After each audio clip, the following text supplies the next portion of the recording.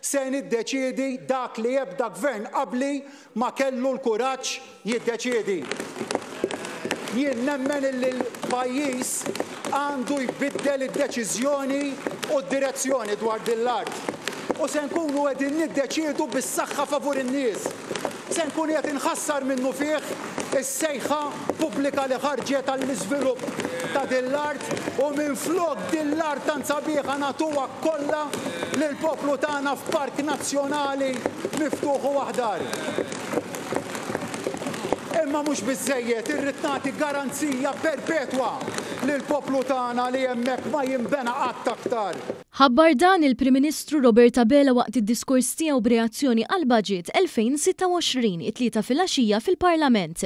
Dr. Bela sostna li flimkien għandna nwettqu din il-ħolma għal pajjiżna anke fis-sfond ta' aktar proġetti nazzjonali ambjentali fosthom Manuel Island li se tkun qed tingħata lura lin-nies u tkompli tissaħħaħ il-protezzjoni f'Ħondoq ir-Rumien.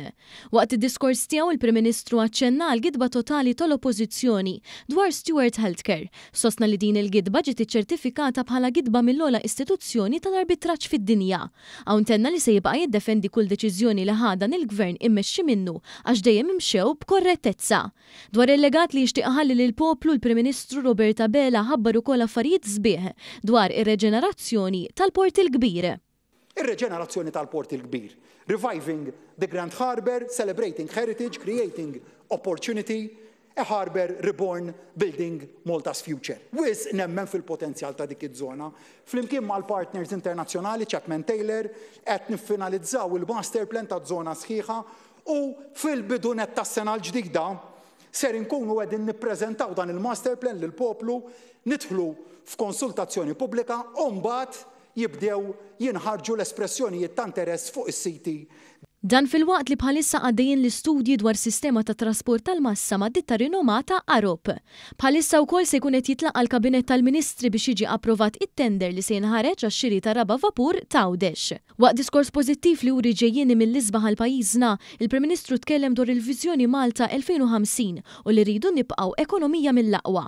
Hawn semma 4 pilastri biex jinħolqu miri aktar wiesa'. L-ewwel wieħed li tkabbir ekonomiku jikber b'5% fis-sena, it-tieni li jiġi trasformat kompletament is-servizz pubbliku u s-sistema edukattiva aktar moderna u l-aħjar użu tal-art u l-baħar. Il-Prim Ministru Roberta Bela temm id-diskors tiegħu b'messaġġ b'saħħtu li dan il-Gvern se jibqa' jkun it-tarka ta' dan il-pajjiż.